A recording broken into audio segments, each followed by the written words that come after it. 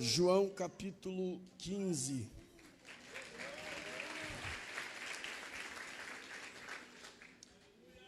A partir do versículo 13. Jesus está aqui. João 15, 13. João 15, a partir do versículo 13. Está escrito: ninguém tem amor maior do que este, de dar alguém a sua vida pelos seus amigos. Vós sereis meus amigos, se fizerdes o que eu vos mando.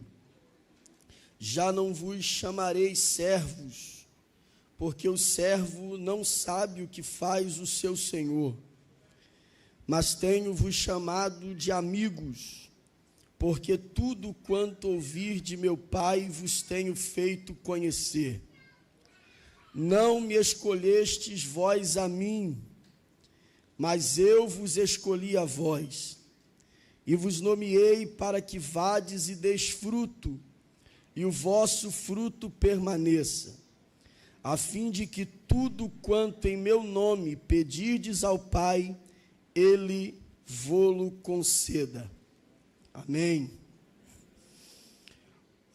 Os evangelistas, que são 4, Mateus, Marcos, Lucas e João, eles escrevem o evangelho para um determinado público, cada um deles para um determinado público, apresentando Jesus dentro de uma determinada visão. João, que é o evangelista em destaque, quando escreve o evangelho, ele escreve com a finalidade de apresentar a divindade de Jesus. Ele escreve para mostrar que Jesus é Deus. Ele termina o evangelho no capítulo 20, versículo 30 e 31, dizendo que Cristo havia feito muitos outros milagres que ele não havia escrito neste livro. Mas o que estavam escritos ali seriam suficientes para se crer que Jesus é o Filho de Deus e, crendo no seu nome, tenhamos a vida eterna. Então, o Evangelho de João é, dentre os 4 evangelistas, o mais claro sobre o porquê ele escreveu o Evangelho. Escreveu com a finalidade de provar para nós, ou mostrar para nós, que Jesus não era um mero filósofo, não era só um excelente mestre, não era um curandeiro ou apenas um exorcista. Ele era o próprio Deus no meio dos homens. Jesus é Deus e ponto final. A Bíblia apresenta ele assim e João faz questão de revelar isso. João, ele começa o capítulo 1 do seu evangelho apresentando exatamente a divindade de Jesus. Ele começa dizendo: no princípio era o Verbo estava com Deus, e o Verbo era Deus. Jesus é Deus, e ele não é só Deus. João continua escrevendo sobre Jesus, e no versículo 14 ele mostra que Jesus é Deus, e que é Deus se tornando homem, porque no versículo 14 ele diz: e o Verbo se fez carne. Jesus é Deus se tornando homem. Ele continua no versículo de número 14 dizendo que o Verbo que se fez carne habitou entre nós. Jesus não é só Deus se tornando homem, ele é Deus entre os homens. E ele continua escrevendo sobre Jesus, e em João 3,16 ele escreve: porque Deus amou o mundo de tal maneira que deu o seu Filho unigênito, para que todo aquele que nele crê não pereça, mas tenha vida eterna. Porque Deus enviou o seu Filho ao mundo, não para que condenasse o mundo, mas que o mundo fosse salvo por ele. Jesus não é só Deus, ele é Deus se tornando homem, ele é Deus entre os homens e ele é Deus pelos homens. João continua escrevendo sobre Jesus e quando chega no capítulo 13 até o capítulo de número 17, ele vai se referir ao momento em que Jesus está na mesa com os discípulos, dando as suas últimas instruções. E nas últimas instruções do Messias, ele apresenta Cristo como Deus atraindo os homens para si. Então João apresenta Jesus sendo Deus se tornando homem, Jesus sendo Deus entre os homens, Jesus sendo Deus pelos homens e Jesus sendo Deus atraindo os homens. E como ele faz isso? No capítulo de número 13, Jesus demonstra a sua humildade em lavar os pés dos discípulos. Nesse período, existia uma função do servo da casa, de quando alguém entrava na casa, pelas ruas serem empoeiradas da Palestina, havia um servo na casa responsável por lavar os pés daqueles que entravam na casa. Quando Jesus entra nessa casa com os discípulos, é função de um dos 12 fazer isso, lavar os pés uns dos outros. Todavia, havia uma briga entre eles, e a briga era para saber quem era o maior. Por isso João não levanta para lavar o pé de Pedro, porque se ele levanta para lavar o pé de Pedro, ele estaria afirmando que Pedro era maior do que ele. Por isso Pedro não levanta para lavar o pé de André, porque se ele vai lavar o pé de André, ele está afirmando que André é maior do que ele. Como a briga entre os discípulos é para saber quem é o maior, ninguém levanta. E aí aquele que é grande de verdade decide levantar. Jesus sai da mesa, tira a roupa de cima, se envolve em uma toalha e começa a lavar os pés dos discípulos. E é dentro desse contexto que Pedro se levanta dizendo: o Senhor não pode me lavar, porque ele sabe que aquilo não era função de Jesus, era função de um dos 12. Jesus diz para ele: o que eu faço agora tu não entendes, saberá depois, e se eu não te lavar, tu não terás parte comigo. E Jesus começa então a lavar os pés dos discípulos, até que depois de terminado de lavar os pés dos discípulos, ele toma suas vestes novamente, retorna para a mesa, olha para os discípulos e diz: vocês me chamais de mestre e senhor, e dizeis bem, porque eu sou. Jesus volta para a mesa, maior do que ele saiu da mesa.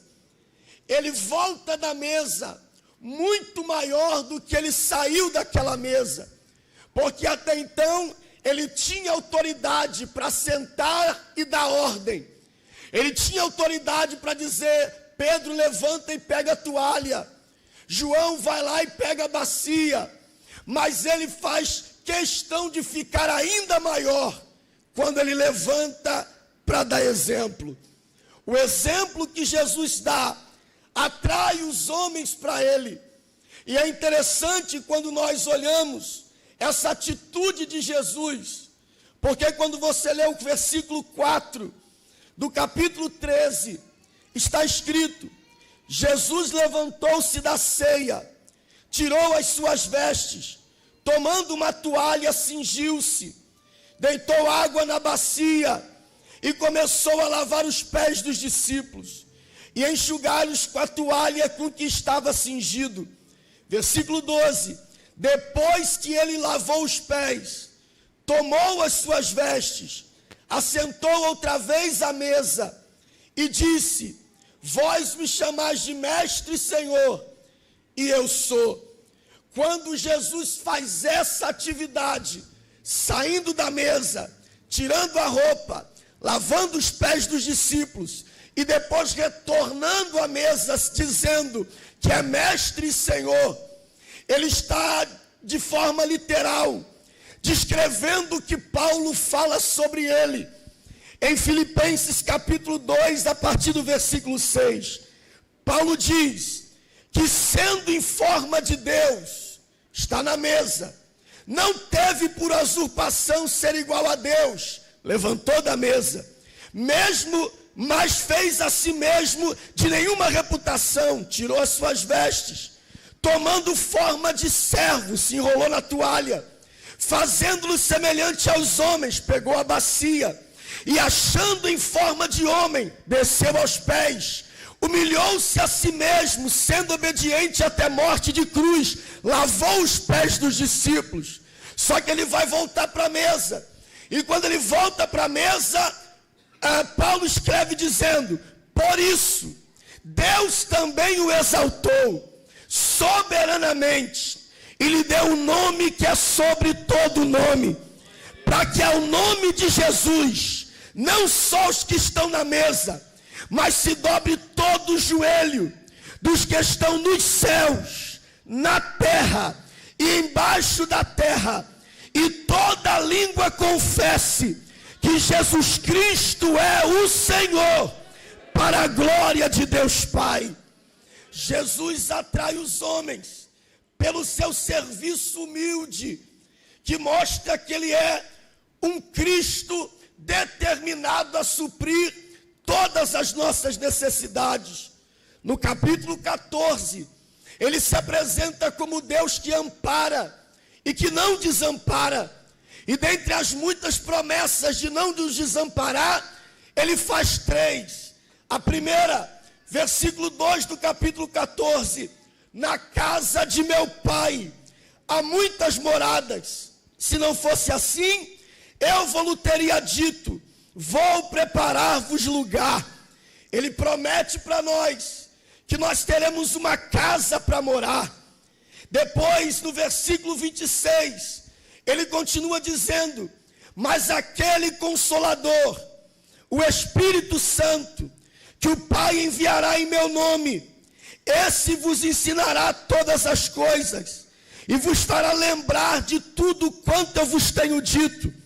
Ele não só nos promete uma casa para morar, ele nos promete alguém para nos orientar. No versículo 18, ele continua dizendo: e não vos deixarei órfãos, mas voltarei para vós. Ele promete uma casa para morar, alguém para nos orientar, e um Pai que nunca vai nos abandonar. Ele é o Deus que não desampara. No 16, ele faz uma promessa. Depois de falar sobre o sofrimento, ele conclui João 16:33 dizendo: tenho dito isto, para que em mim tenha paz. No mundo tereis aflições, mas tende bom ânimo, eu venci o mundo. A promessa que Jesus faz em João 16 está ligado a nos animar. No 13, ele serve. No 14, ele ampara. No 16, ele anima. Se animem, vocês estão do lado daquele que venceu o mundo.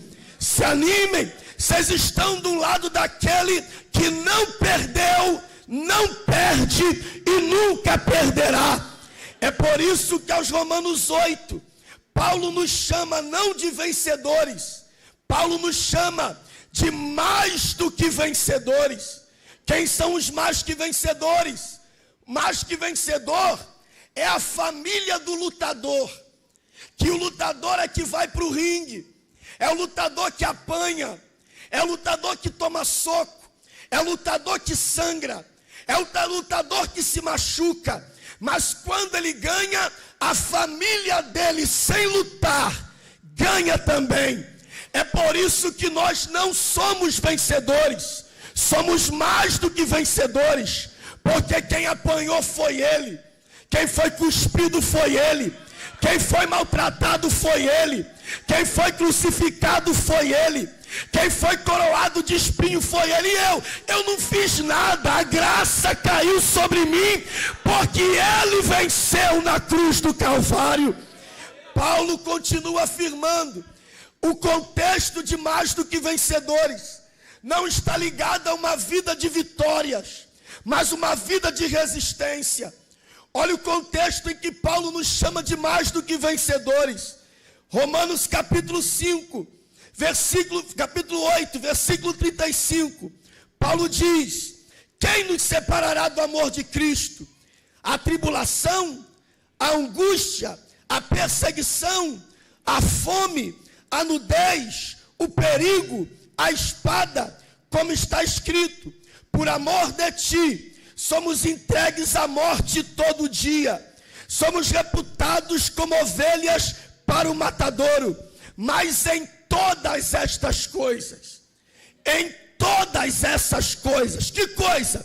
Tribulação, angústia, perseguição, fome, nudez, perigo, espada, morte. Em todas estas coisas, que coisas? Tribulação, angústia, perseguição, fome, nudez, perigo, espada, morte. Em todas essas coisas somos mais do que vencedores por aquele que nos amou. O que Paulo está afirmando aqui é que uma vez que Cristo venceu e nós o abraçamos por esse amor, nada dessas coisas podem nos vencer. O que Paulo está afirmando é: a porta pode até não abrir, mas desviar eu não desvio. A cura pode até não chegar, mas desviar eu não desvio. A restauração pode até não vir, mas desviar eu não desvio. Essas coisas não têm poder de me separar do amor de Deus que está em Cristo Jesus. Por isso ele conclui dizendo: nem a morte, nem a vida, nem os anjos, nem os principados, nem as potestades, nem o presente, nem o porvir, nem a altura, nem a profundidade, nem alguma outra criatura nos poderá separar do amor de Deus que está em Cristo Jesus, nosso Senhor. No 13 ele serve, no 14 ele ampara, no 16 ele anima, no 17 ele intercede. E o que é interessante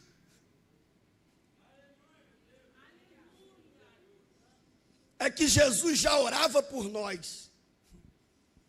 Você sabia que Jesus já orava por nós? Olha o que diz o texto. João 17, versículo 20. Eu não rogo só por estes, os 12 discípulos. Eu não rogo só por estes, mas também por aqueles que pela sua palavra hão de crer no teu nome. Eu não rogo só por eles, pelos 12. Eu já estou orando pela Inova, já estou orando pelo povo do Cesarão, já estou pedindo pelo povo de Santa Cruz, pelo povo de Campo Grande. Eu não oro só por estes, eu oro por aqueles que hão de crer em mim, pela tua palavra. E a certeza disso é que Paulo afirma que nós somos o alvo da intercessão de Jesus. Romanos capítulo 8, versículo de número 33, está escrito: quem tentará acusação contra os escolhidos de Deus? É Deus quem o justifica. Quem é que o condenará? Pois é Cristo que morreu, e antes quem ressuscitou dentre os mortos, o qual está à direita de Deus, e que também intercede por nós. Nós somos alvos da intercessão de Jesus. E mais do que isso, nós somos alvos da intercessão do Espírito Santo.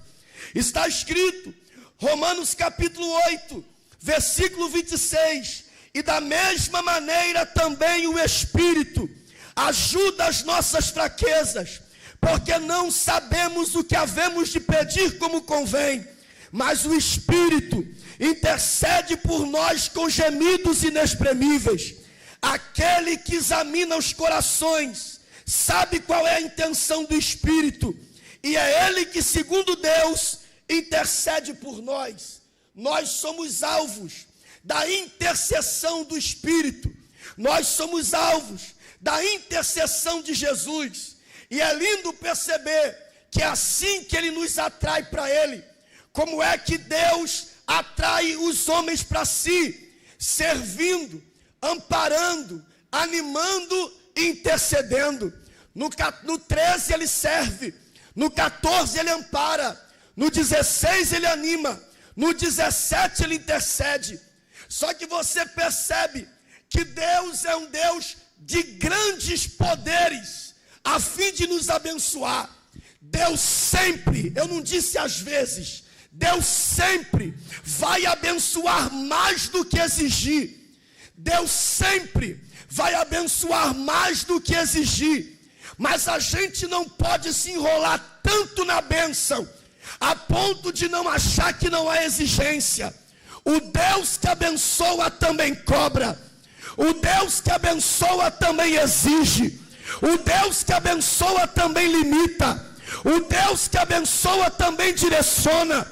O Deus que abençoa também governa. Só que Ele abençoa mais do que exige. E pelo fato dele abençoar mais do que exige, a gente acaba esquecendo que Ele ainda exige. Exemplo disso, o Éden. Deus chega para Adão e diz: é tudo seu, coma do fruto que você quiser, desfrute do que você quiser, mas nessa árvore aqui, você não toca. Ele dá variedades de coisas para Adão e exige uma só, porque Deus sempre abençoa mais do que exige.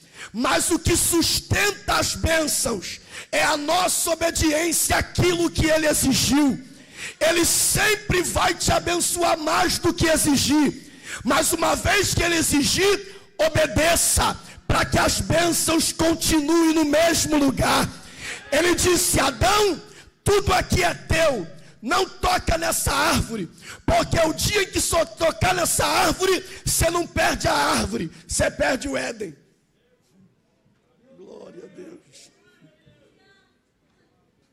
Eu te dou o Éden e exijo distância da árvore, porque o dia em que você tocar na árvore, você perde o Éden. Deus abençoa mais do que exige, mas o que sustenta as bênçãos de Deus na nossa vida é a obediência àquilo que Ele exigiu. Quando você lê João 13, Ele serve. Quando você lê João 14, Ele ampara. Quando você lê João 16, Ele anima. Quando você lê João 17, Ele intercede. Mas quando você lê João 15, Ele começa dizendo: eu sou. Oh, glória a Deus. Eu sou o quê? A videira verdadeira. E o meu Pai é o lavrador. O que é que Jesus está dizendo aqui? Vocês não passam de galhos. Oh, glória a Deus. Vocês não passam de varas. Quem sustenta vocês sou eu. A fonte de sustento de vocês sou eu. Vocês são galhos, mas eu sou a videira verdadeira. Jesus continua dizendo no versículo 2, que a vara que não dá fruto, Ele corta, e a vara que dá fruto, Ele limpa. No versículo 4 Ele diz: e aquele que não está em mim, não faz nada. No versículo 5 Ele diz: e sem mim, nada podeis fazer. No versículo 6 Ele diz: longe de mim teu lugar é o fogo. No versículo 14 Ele diz, versículo 13 Ele diz: eu dou a minha vida pelos meus amigos. Isso aqui é importante. Jesus disse aos discípulos: não chamo vocês mais de servos, chamo vocês de amigos. E não vou morrer por servos, vou morrer por amigos.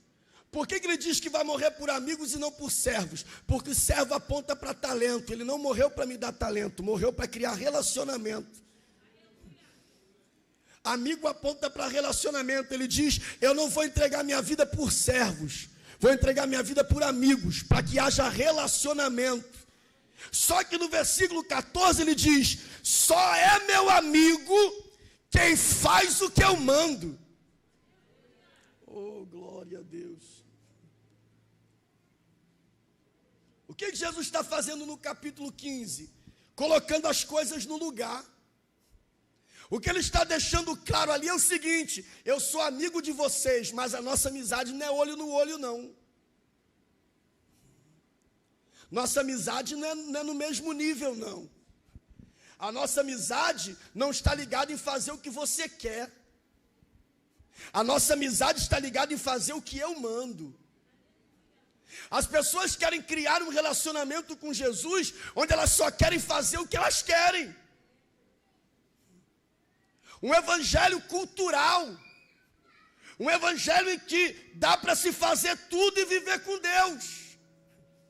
O que João está escrevendo e Jesus está falando é: não, aqui o relacionamento não é fazendo o que você quer, é fazendo o que eu mando.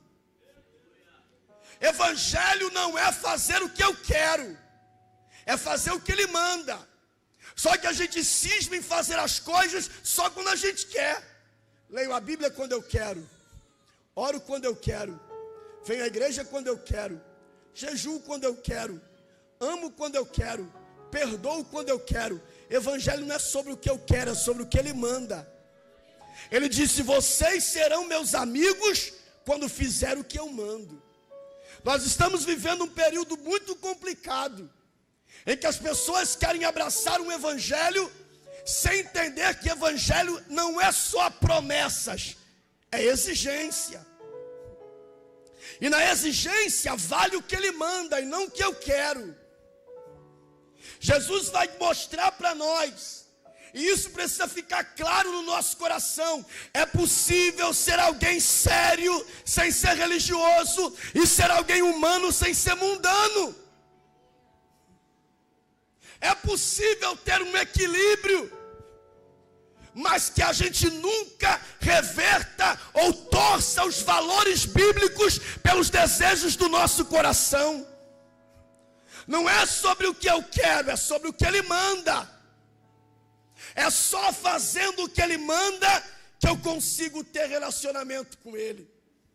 Só que ele nos abençoa tanto, nos dá tanta liberdade, nos dá tantas vitórias, que a gente acaba enrolado nessas vitórias e acha que ele é servo e a gente senhor. Glória a Deus. A gente fica achando que quem manda é a gente, que quem controla as coisas são a gente. A gente começa a criar e pensar que a gente está no controle. Aí olha o que ele diz: vocês não me escolheram. Glória a Deus. Não foi vocês que me escolheram. Glória a Deus. Eu não sou escolha de vocês. É o contrário. Aleluia. Vocês nem me queriam. Vocês tinham raiva de crente, falavam mal da igreja, não queriam entrar em uma igreja, e agora acham que foram vocês que me escolheram. Não, eu não sou escolha de vocês, eu vos escolhi a vós. Aleluia. O que Jesus quer deixar claro é: não mudou nada. Por mais liberdade que ele nos dê, por mais bênção que nos alcance, não mudou nada. A gente continua um pedaço de barro e ele o oleiro para todo sempre. A gente continua um monte de pó e ele o criador de todas as coisas. A gente continua servos miseráveis e inúteis e ele Senhor todo-poderoso no alto e sublime trono. Não deixa a mídia e a moda fazer do teu Deus virar o Jesus da Xuxa e achar que ele é o cara lá de cima. Não, respeite o Senhor, tema a Deus, o reverencie como ele é. Ele não é o teu colega, Ele é Rei dos reis e Senhor dos senhores. Oh, glória a Deus. Glória a Jesus. No Salmo 113, isso fica muito claro, a distância que nós estamos dele, que essa amizade não é uma amizade olho no olho. Olha o que diz o Salmo 113, versículo de número 5. Quem é como o Senhor nosso Deus, que habita nas alturas, que se inclina para ver o céu? Todo ser criado, para ver o céu, olha para cima. Glória a Deus. Deus é o único ser que para ver o céu, olha para baixo. Ele está acima dos céus.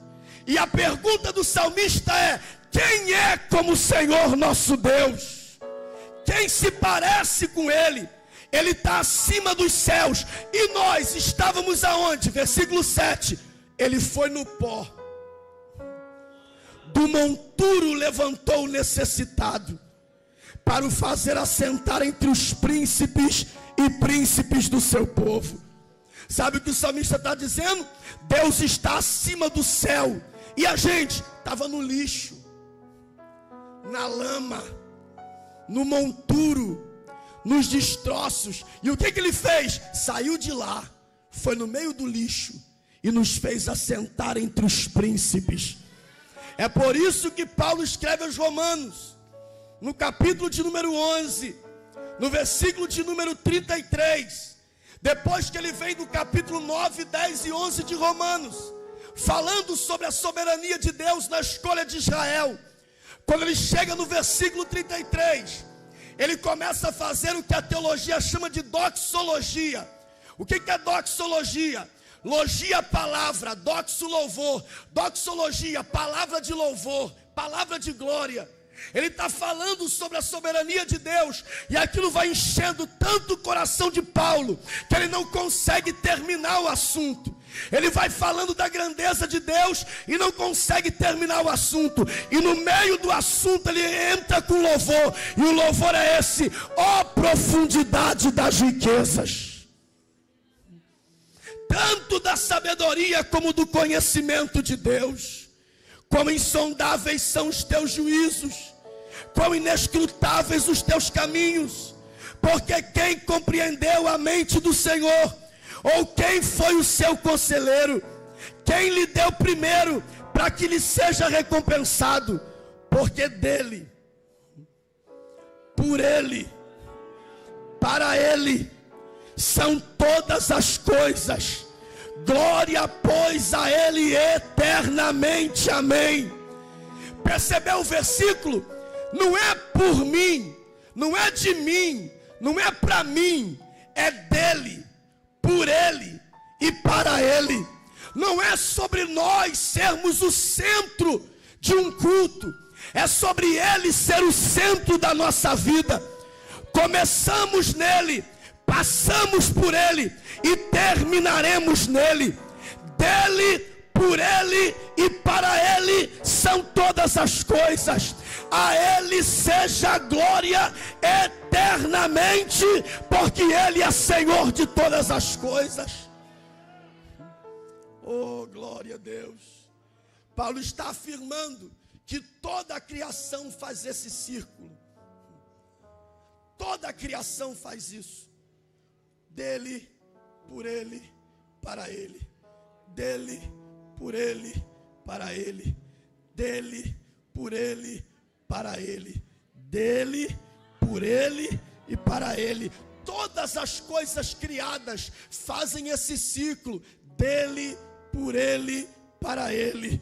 Dele, por ele, para ele. É por isso que em Romanos 12, Paulo começa quase que suplicando, quase que implorando. E ele começa dizendo: eu rogo a vocês. Glória a Deus. Rogar aqui é quase que implorar. Eu suplico a vocês. Suplico o quê? Que apresente o vosso corpo. Oh, glória a Deus. Apresente o vosso corpo. Coloque o corpo de vocês dentro desse ciclo. Qual ciclo? dele, por ele, para ele.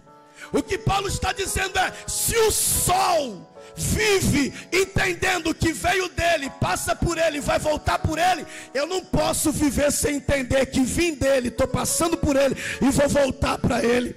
O que Paulo está dizendo é: se um animal, oh glória a Deus, entende o ciclo, entende que saiu dele, está passando por ele e vai voltar para ele, eu preciso apresentar o meu corpo.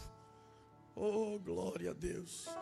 Eu também preciso entrar nessa ciranda, preciso entrar nesse ciclo. Eu preciso entender que a minha vida veio dele, está sustentada por ele e vai voltar para ele. Ele é o centro de todas as coisas. Ele é o Senhor da igreja. Ele é o Cristo Salvador da nossa alma. Ele é o sustentador de todas as coisas pela sua palavra. Ele do nada fez tudo e do tudo torna nada, porque a autoridade da palavra está com ele. Ele é quem sustenta a terra na palma das suas mãos. Ele tem o controle do universo. O oceano está na mão dele. Ele tem autoridade na terra, no céu e debaixo da terra. A ele seja a glória para todo sempre. Oh, aleluia. Aleluia. Aleluia. Aleluia. Nunca será sobre nós isso aqui. Besta é o homem que acha que ele é o centro disso. Nós não somos o centro das escrituras. Nós somos parte de um processo em que o centro é Jesus Cristo, em que a glória pertence a Deus, em que a exaltação não vai para homem nenhum da terra, mas para aquele que está sentado no alto e sublime trono. Em nome de Jesus. Oh glória. Oh glória. Feche os seus olhos, por favor.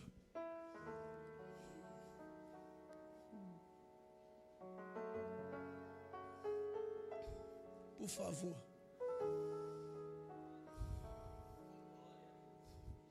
Por favor. Tira esse modelo de culto capitalista, de que eu chego com a mão vazia e tenho que voltar com a mão cheia. Esse culto quem inventou foi a gente. Culto não é chegar de mão vazia e sair de mão cheia. Culto é o contrário. Está escrito no Antigo Testamento: ninguém apresente-se vazio diante de Deus.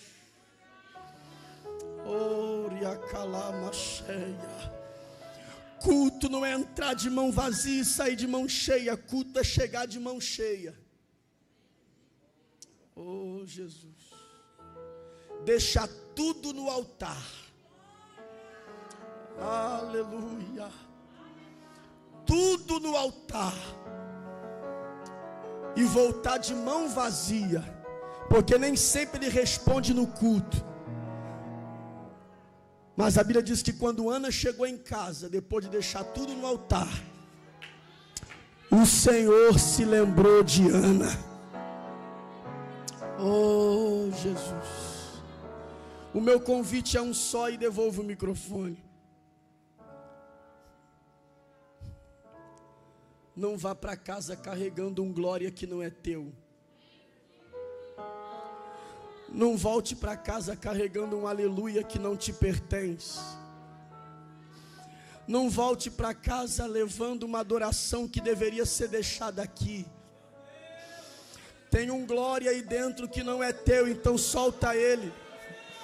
Tem um aleluia aí dentro que não é teu, então solta ele. Tem uma adoração aí dentro que não é sua, então libera ela. Há uma palavra de louvor que não é sua, então solta ela.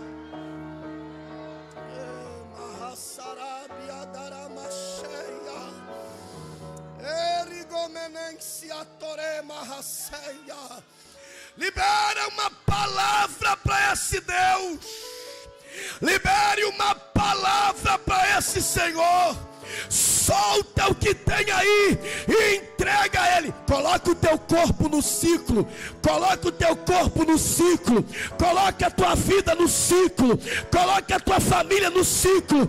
Coloca a tua vida no ciclo. E neste ciclo você entenda, porque dele, por Ele e para Ele são todas as coisas. Porque dele, por Ele e para Ele são todas as coisas. Porque dele, por Ele e para Ele são todas as coisas.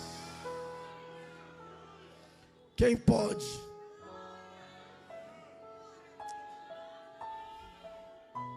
Quem pode? Quem pode? Quem pode? Quem pode? Quem é que pode?